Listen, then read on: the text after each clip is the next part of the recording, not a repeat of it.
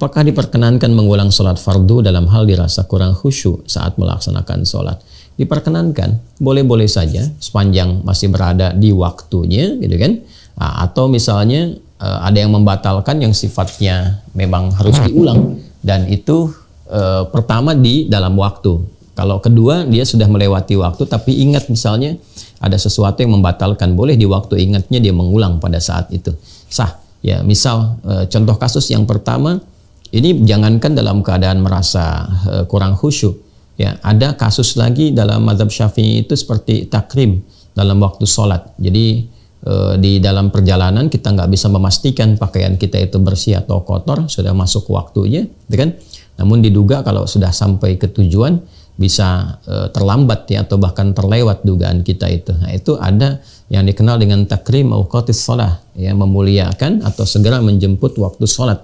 Maka ditunaikan pada saat itu dengan keyakinan yang baik, yang bersih, lantas kemudian ketika sampai di tujuan dia bisa mengulang. Nah, dalam kasus ini pun kita sholat terus merasakan misalnya makmum di depan imamnya kurang baik bacaan karena kondisi tertentu misalnya, kemudian kita ingin mengulang, diperkenankan, tidak ada masalah. Atau kita sholat merasa kurang khusyuk, kurang baik, setelah itu kita mencoba mengulangi, tidak ada masalah, silahkan, tidak ada larangan untuk mengulangi itu. Namun demikian, jangan diberikan atau dibiarkan kondisi seperti itu berlarut. Nah, maka dari itu pelajari tentang fikih bagaimana mendorong kita khusyuk dalam sholat. Saya sudah terangkan itu dalam sesi kajian yang saya kira cukup detail saya sampaikan. Pelajari sifat-sifat khusyuk itu sehingga kita bisa mengetahui apakah ini memang bagian dari yang tidak khusyuk atau was-was setan saja supaya kita gelisah dan selalu mengulang. Kan ada setan yang menggoda dari sejak selesai wudhu, namanya walhan, kemudian saat sholat namanya khinzib. Nah, itu nanti ada juga bagian dari was-was itu diberikan seakan-akan kita tuh nggak pernah khusyuk, padahal sholatnya sudah cukup baik. Ya, tingkat khusyuk yang paling rendah itu kata para ulama ketika seseorang sholat. Ya, karena di antara makna khusyuk itu kan al-khudu' wa dhillah wa sukun. Ya, bisa di tiga ini mungkin dapat khudu'nya saja, merendah, wa dhillah, ya, upaya untuk merendahkan serendah-rendahnya, dan itu digambarkan dalam sujud. Makanya di Al-Bukhari nanti ada hadis, setan itu ketika melihat anak cucu Adam sujud, dia histeris, itu teriak. Dia katakan wailul li, celaka saya, kata setan. Dia kan andama umira ibnu Adam an yasjuda fayasjud fa umirtu an asjuda fala asjud. Ketika anak cucu Adam diperintahkan untuk sujud, dia segera sujud. Sedangkan aku diperintahkan sujud, aku tidak sujud. Dia histeris itu. Ya, makanya kalau masuk kategori al-khudu' bagian pertama dengan sholat saja, ada ulama yang menyebutkan sudah masuk kategori khusyuk, tapi paling rendah. Ya, khusyuk dalam arti praktikal, dia menunaikan sholat untuk bersujud kepada Allah, masuk formalitas. Tapi khusyuk dalam segi maknawi yang menghasilkan segala feedback kemuliaan dari situ.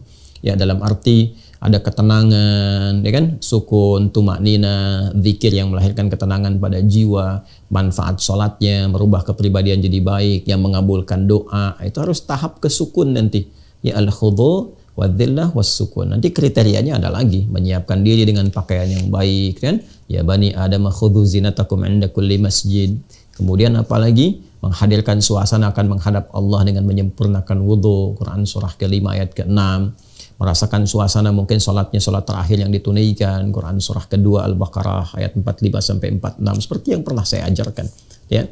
Maka dalam kondisi itu pelajari supaya kita tidak dijebak dalam waswas syaitan. Ya, jadi setiap sholat nanti diulang. Nah, kalau ada perasaan begitu, itu setan yang sedang bermain. Ya, tapi kalau dalam kondisi tertentu saja kita merasakan nggak enak, kadang-kadang merasa. Saya juga pernah mengalami satu saat singgah di masjid transit, kemudian kita merasakan, oh ini imam agak kurang tepat nih bacaan gitu kan, agak kurang tepat, atau bahkan menemukan imam yang sebetulnya salah, tapi dia mempertahankan kesalahan gitu kan. Kita sudah subhanallah, dia nggak perbaiki, atau kita perbaiki dari belakang pura-pura nggak dengar gitu. Nah, itu biasanya seperti itu. Kadang saya suka ulangi sholat, kemudian memberikan pencerahan dengan cara yang baik kepada imamnya supaya menjaga fikih imam dengan baik.